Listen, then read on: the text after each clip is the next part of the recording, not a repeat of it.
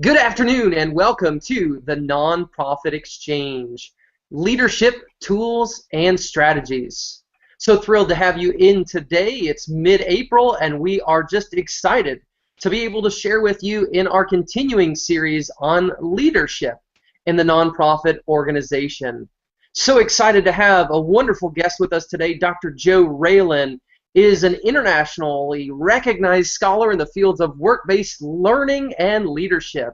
He is the Asa S. Knowles Chair of Practice-Oriented Education at Northeastern University in Boston. He's also Professor of Management in the School of Business there. We're so thrilled to have him in, and we'll dig into who he is a little bit more in just a second. As always, I am your host. I'm Todd Greer, Executive Director of CenterVision Leadership Foundation. Want to remind you about some really important programming options. As always, we will follow up our conversation today with our hashtag nonprofit chat Thursday evening at 9 p.m. Eastern. Invite you to join us at that time as Dr. Joe Raylan will be chatting with us. He'll be chatting with our Twitter audience as we think about being leaderful in our organizations and creating leaderful organizations and leaderful practice. As always, want to remind you about the magazine. It dropped earlier in March. Nonprofit Performance Magazine, the March issue, featured a focus on millennials in the nonprofit world. And also want to keep you posted. Our June issue is going to focus on giving for impact. So these are great opportunities for you to take a look at the magazine. Check it out, centervisionleadership.org/magazine. If at any time you miss one of our Nonprofit Exchange episodes, you can always check it out, hangouts.centervisionleadership.org. Enough about me, enough about us. I am thrilled to have with us today Dr. Joe Raylan. Dr. Raylan, thank you for being with us. Thanks for making time in your busy schedule to join us here at CenterVision Leadership Foundation. It's good to be with you, Todd. Looking forward to it. Yes, and folks, let me tell you that there's a longer backstory to this. It's not every day that you have somebody whose work that you have read and you look up to, and you've been waiting for some time to have a real conversation with, that you get to. But I will tell you this, Dr. Joe Raylan has been a mentor at distance to me for some time. In my doctoral work back earlier in this decade, I was blessed to be able to read his work, his book right here, Creating a Leaderful Organization. Creating Leaderful Organizations was one of those texts that in my graduate work absolutely shaped the way I thought about leadership, and I'm so thrilled to be able to have him in. Dr. Raelin is not only the author of that book, but he's also the author of Creating Leaderful Practices, or Leaderful Practices, and we're going to try and pull that image up if we can get that set.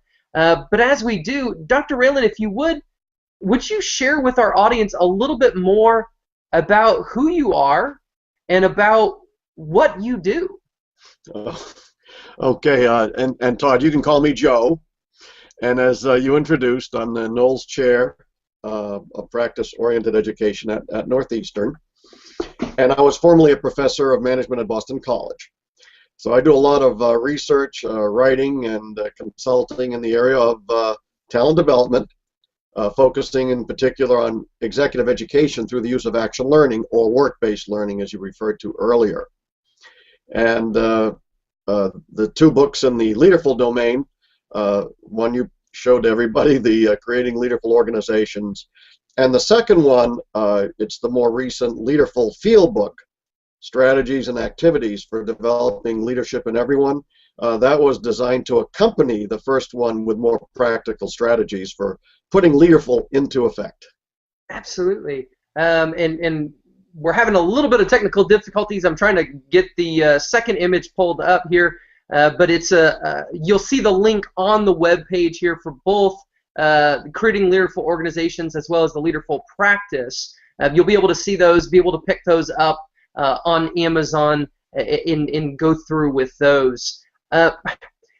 There's an interesting term here that I think hits everybody if they were listening closely as we've been talking so far, Joe, is this concept, leaderful.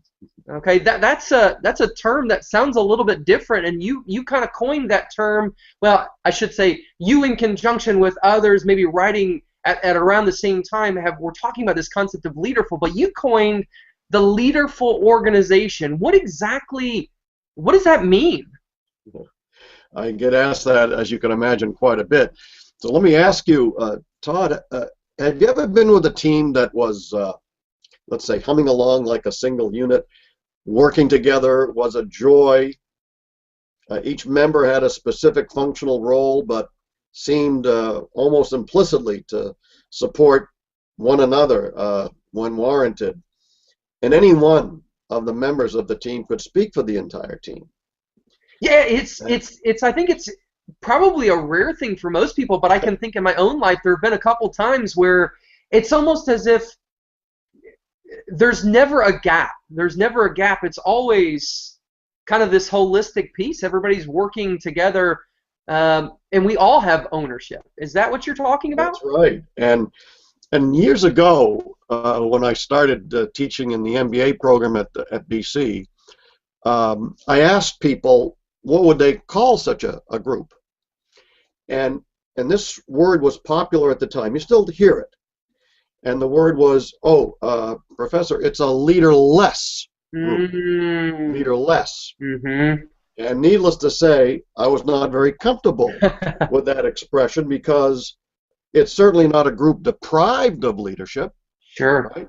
As you were saying, everybody has this ownership. Everybody feels like they're participating in this community. I'll use the word community to just refer to a setting where people assemble to accomplish work together. So it's not leaderless, it's leaderful, because everybody's participating, and not necessarily sequentially, one at a time. Yeah. Participating concurrently and collectively, in other words, at the same time and all together. So that's where I came up with the idea, well, let's call it leaderful. And I love the term, one, because of the image that it certainly conjures up in my mind about, wouldn't everybody love an organization that had this fullness of leadership there? One of the things that you paint in your book and you paint in your research is kind of a contrast. Would you take us through a little bit of what that contrast looks like between leaderful organizations and that typical concept of leadership? Okay. All right. Great. Well, let's check this against your own experience and the experience of the audience. So I was brought up with the idea that there are, give or take, 4 principal characteristics of, we'll call it, the conventional organization. Let's see if this matches your own experience. So the first is that we think of leadership as serial. In other words, once you achieve the office of leadership, you don't give it up during the duration of your office. That's Supreme Court idea, right? Yeah. I mean, you complete your term unless, I guess, what, you're impeached or something? There you go. Yeah.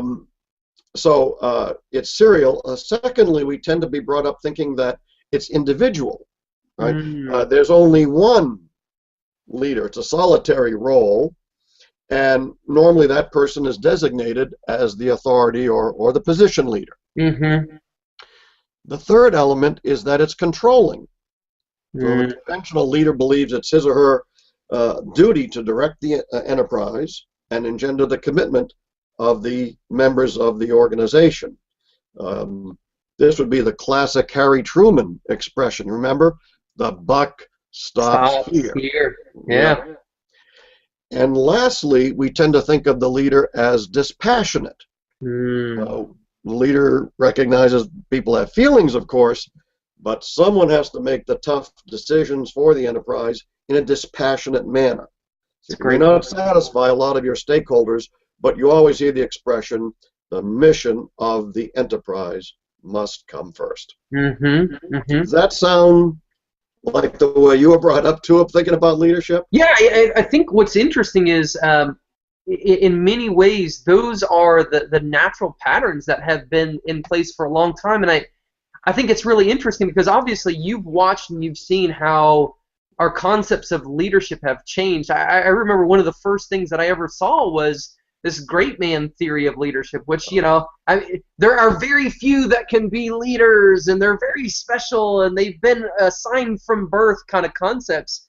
And I love, as you've just kind of walked through, and we'll touch a little bit more here in just a second on leaderful practice or leaderful organizations, the concurrent, collective, collaborative, and compassionate aspect of it, because I think for most of us in organizations, it's been centralized, and it's been controlling, or at the very least it's been limiting. It's been something that people don't have access to, and we really don't have a lot of ownership of. Mm-hmm. So I think that's it's a challenging piece of framework, and I'm thinking here about that social benefit world, the nonprofit sector, whether we're talking religious, educational, charity, foundation, whatever that may be. I think this is a really challenging concept for how we rethink this. Would you, for just a moment, would you kind of step us through the pieces, the tenets of Leaderful? You talked about concurrent. What does concurrent look like, and how does that contrast? I know you mentioned the serial nature typically of leadership. Would you talk us through a little bit more of that? Yes, I call these tenets the 4 C's. Okay. Because they each begin with C, and they're designed to contrast specifically with those other criteria that I just listed in the traditional organization. Yeah. So you're right. The first one is a contrast to the serial nature of conventional leadership, and that is that leadership be concurrent. And I would say that this is clearly the most revolutionary idea, because what I'm saying here, Todd, is that there can be more than one leader operating in a team or organization at the same time. It's that last part, at the same time. So everybody is serving the organization concurrently. But I also say that leadership should be collective, right? Yes. So what this means is that leadership occurs from people interacting together. Mm-hmm. The community is not solely dependent on one individual to mobilize action and make decisions on behalf of everybody else. It's almost as if everybody is sort of like lying around waiting, for a marching order. Yes. And we know that people are, we hope anyway, that people are already in motion, right?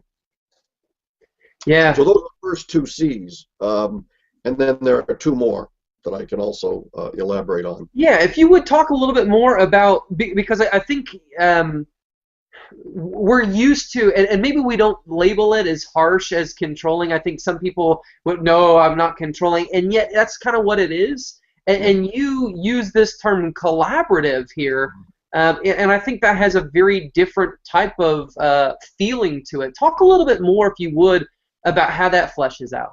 Okay, sure. And that is, in fact, exactly the contrast to the controlling nature of the conventional leader.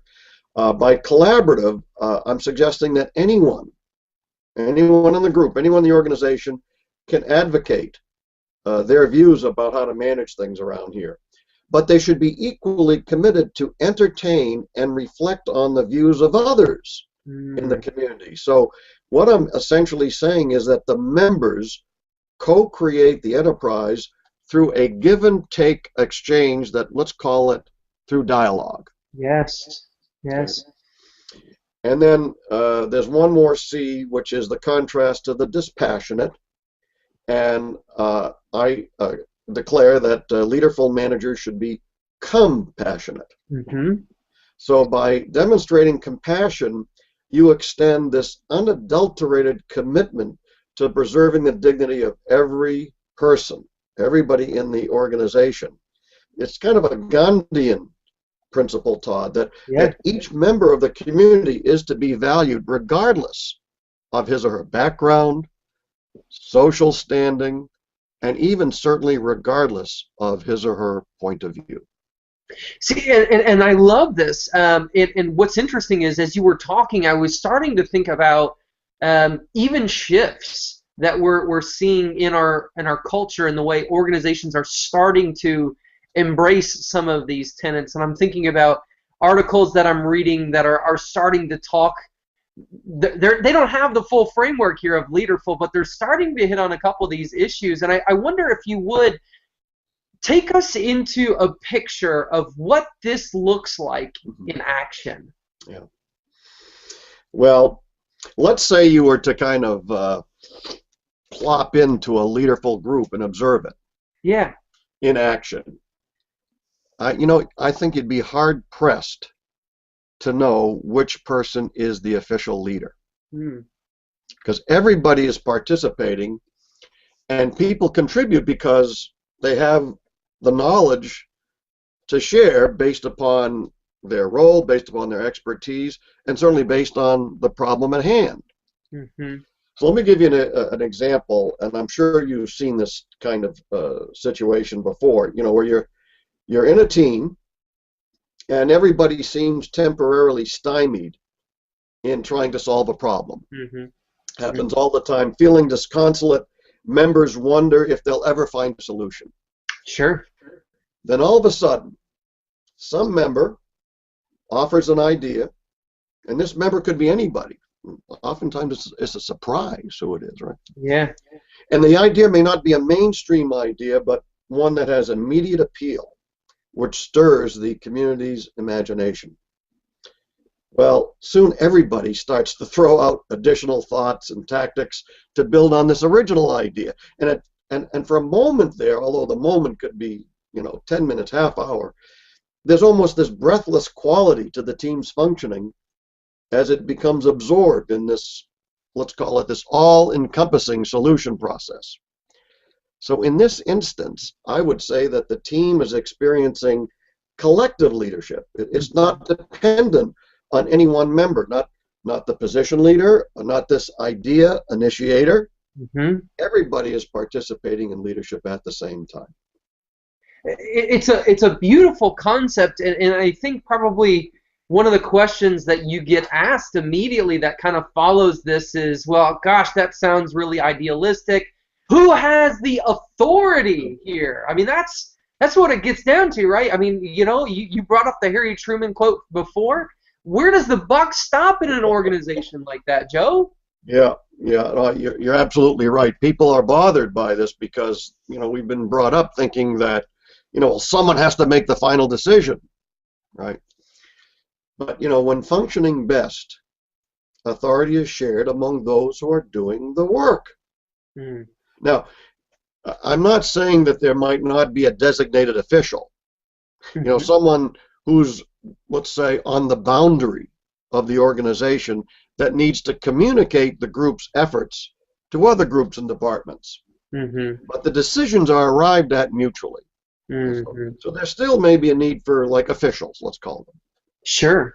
And I think that's part of a collective that takes place, as opposed to the idea of just that individual who's always dictating. Yeah. Let me give you another example. Yeah, please. By any chance, do you ever take in some classical music? Sure. Yeah. You do? Okay. Well, if you were to go to New York City, you might come across the most foremost performing ensembles in the world, and it's called the Orpheus Chamber Orchestra. I don't know if you've ever heard of it. Some people probably haven't. I haven't, but I'll tell you what, our founder is a conductor by training, so he will more than appreciate this, Joe. Oh, wonderful. Perfect. Because we tend to think, the reason I picked this example is that we tend to think of orchestras as rather imperial, right? With their conductors, usually they're male. They have, the long mane and the tails and everything, right? Almost a caricature. But there's something very curious about Orpheus. Guess what? They have no conductor. Interesting. Huh. So for every work, the members of the orchestra determine the concertmaster, the principal players, because you change players Sure. for each piece. Yeah. If you you had asked about what does it look like, when you see a leaderful group in action. Well, like in rehearsals, you'll see all the members of the orchestra participate, in trying to refine the interpretation, the execution. People take turns listening from the from the auditorium for Hmm. things like, balance, blend, articulation. And in recording sessions, the entire orchestra crowds into the production booth to listen to the initial playbacks. Mm, that's unique. So if an orchestra can do it, well, why can't any group, any nonprofit group? And that's funny, and I'm going to throw one out here, and I wonder if you would just kind of see if this fits your concept as it goes forward. A team that always struck me. I'm a pretty big sports fan, and a team I cannot stand, but I had to respect was the Miami Heat.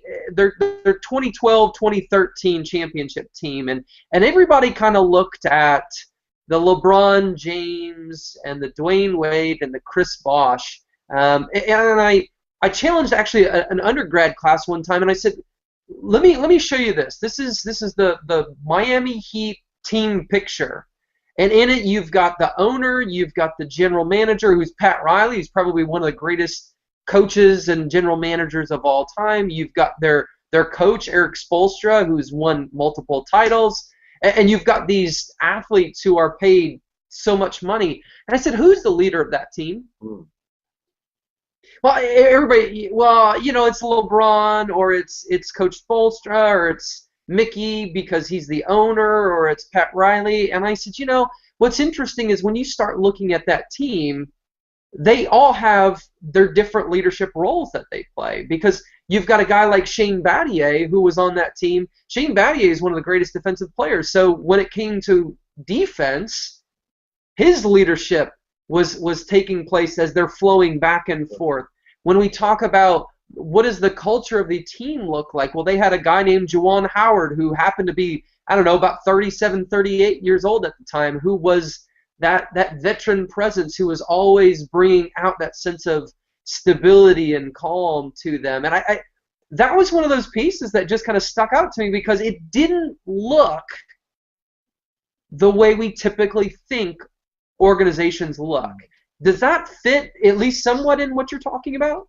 I would say yes, and of course you're challenging my NBA knowledge, and of course you're bringing up the Miami Heat, and you know where I'm coming from, right? I know you're in Boston, so we could play that Boston, a little bit better. Celtics fan. The Celtics, yeah, we probably could talk about the Celtics from the '80s. Right, but I will say one thing. In some of the interviews that I've observed with LeBron James, at different points he tries to deflect, doesn't he? Yes. The responsibility, the onus of leadership, by pointing out the value of his teammates and some of the other players. And it almost sounds like the press won't let him do that. And as soon as he does that, they demean his abilities. They say, oh, you've got to be fair. So in some cases, we're our own worst enemies, because the communication patterns of the culture seem to reify that, well, you called it, right, the one-man philosophy. Yeah, and I think that is, you hit on the head, and I hadn't even thought about it from that sense. I know there were times that he has passed in a very crunch time moment, and people have reflected on that, and I think that goes to the fact that he understood the dynamics of them as a leaderful group, that everybody played that leaderful note, so to speak, at the right time. I think this is interesting because here we are, we're working, our audience here and us as a foundation, we're working with an amalgamation, a leaderful organization possibility, because we've got board members that play roles, we've got the executive director, or whatever the leader of that organization is called. We've got staff members who play various roles. What ingredients do we need in place for leaderful practice to begin to flourish? Okay. You were also suggesting earlier, and let's not forget this, about how this may play out in the social benefit organization. Yeah, So, please. I'm sorry. Let me back should we up. do that first? How do we implement that then first, and then we'll talk about what What are ingredients? the Yeah. critical? Okay, you got it. Well, when it comes to the social benefit organization, I'm hoping here that you'll help me out a little bit as I, make a few observations. So, one thing I think we know about them, these organizations, is that they must learn to effectively navigate and build consensus amongst their multiple and diverse stakeholders. It's a great point. So they need to reach out and collaborate across their networks. Many nonprofits also depend, at least in part, on volunteer workers. Sure. Right, who are not wedded to the organization for income, and they may choose to leave at any time. Yep, that's a great point. Retention is a critical value in these organizations. There's also a desire for hands-on learning that's clearly transferable to the workplace. And then we also have to identify talent and cases where staff members may be underutilized or maybe in a position where they're not giving all they can give, or what do we used to say, being all they can be, right? Get an edge on life in the Army. That's right. That's the Army organization. Same case. Yeah. So isn't this the rationale for needing to build leadership in everyone? That's an interesting piece, Joe, and I'm going to harken back to some conversations that we were having back in March.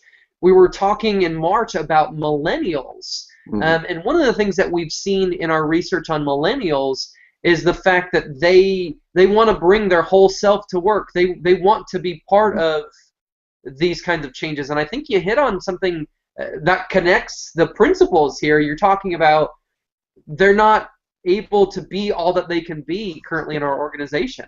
Yeah, I know you've had an expert on millennials, and I won't add much to what she was able to talk about, but of course I deal with millennials all the time in the classroom now, right, Todd? Absolutely. So I have some experience with them, and my take is that they're not like, my generation. Some of us were, 60s revolutionaries or something, right? I mean, we want to challenge authority. These youngsters don't necessarily want to challenge authority or the power structure, but they want to be invited. And if you invite them, then they love to display their own autonomy and own initiative. But it's not going to happen naturally. That's my take. Was that consistent with your talk last time? Absolutely. And I think what's interesting, again, that's consistent with everything that you've just showed us so far about leaderful practice and leaderful organizations. We've got to be inviting so that we can have this collective aspect, so that we can collaborate, because once somebody's invited to participate, then they're going to take ownership. They want to be part of the outcome, and it's not, well, you'll have your time in 20 years when I advocate, I advocate my throne here, so to speak, but it's how do we do this concurrently? How do we do this together? Yeah. I think that's absolutely fantastic. You're kind of hitting on some of those ingredients. So say we've got people out here that they're listening to this and they're saying, okay, but Joe, here I am right now. I'm that typical organization. You kind of talked about us. We're serial leadership. There's that sense of individuality in leadership. I don't want to say it, but maybe I'm a little bit controlling at times, and maybe we forget the passion and the compassion, and so maybe we are a little bit dispassionate. How do we start to maybe take baby steps to the elevator, so to speak, as we saw in that movie? Oh, okay.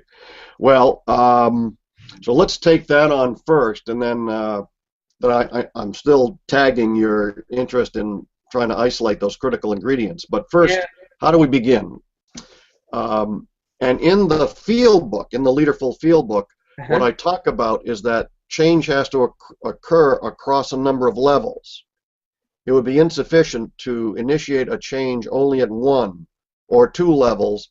I talk about 5: the individual level, interpersonal, the group, the organizational, and certainly among our social benefit organizations, the network level. So there are strategies for change towards a more leaderful practice at each of these levels.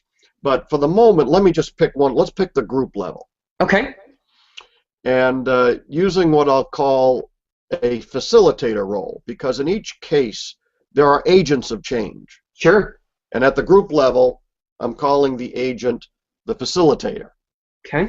And so as a start, the facilitator might suggest to, let's say, a willing supervisor to reveal, if it's really the case, an interest in sharing leadership to his or her entire team.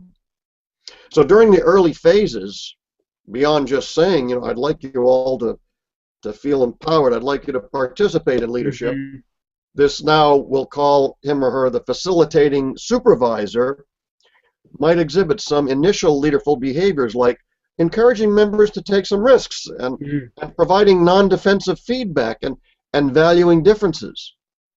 And then over the course of time, the team might develop the necessary skills and taste for more of a collective leadership. So there are strategies like this at each of these 5 levels that I take up in the book. Now, well, go ahead.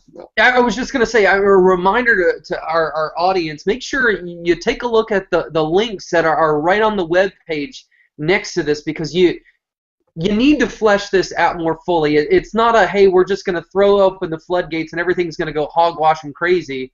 Dr. Raylan, Joe Raylan has walked through this process. He lays it out in a helpful manner for you to be able to understand. So I really want to encourage you to take a look at that book. I'm sorry, Joe, for cutting you off. No, that's fine. And in fact, I think I'll bring some of this back in thinking through with you these critical ingredients. Yeah. What would they be? Let me point again to 4. So if individuals and teams are going to take on the leadership, right? First thing, they're going to need resources. It could be informational, it could be monetary, that will allow them to assume accountability for their new leaderful decision making. Second, let's add a learning component, both in skills and attitude, so that all involved will be prepared to assume some shared responsibility. I think, as you suggested, it's not a slam dunk, right? We've got to learn some of the necessary tools to be able to exert oneself in particular circumstances. Yeah. Now, the third one, let's ensure that there be a commitment, especially on the part of management, to allow this leaderful behavior to proceed without taking back control at the first misstep, because we know there are going to be missteps. So leaderful practice requires trust in the first instance. You know, it requires time to take hold. So managers and supervisors need to be truly interested in sharing power and decision making, and willing to abide by the decisions of the group and community that has assumed this responsibility. I have an example of that if you want me to go back. Yeah, please.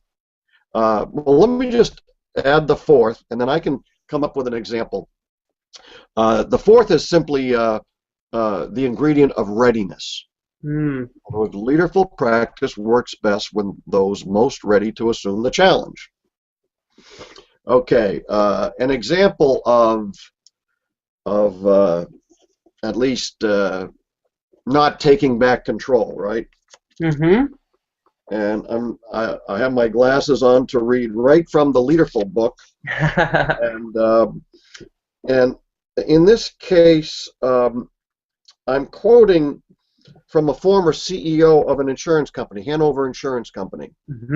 His name was Bill O'Brien. And this is how he described this experience, exactly on the point we've been just talking about. He said, "What kept me up at night? It was when I had to deal with poor performance. I said to myself, if I'm going to do this, I'd rather take a little more time and do it too late than do it too early, because I have a human being's life here." Finally, you get signals that tell you you've waited too long. Some of your direct reports are coming to you trying to drop hints that there are missed deadlines, a whole host of things. Well, I erred on being too late. I was late partially by design because I wanted to minimize the fear. For the most part, the fear in corporations today is very debilitating. So I wanted to keep us at a very low level of fear. I would rather have a lot of other people say, "It's about time Bill O'Brien woke up," than having people say, "Where is O'Brien going to strike next?"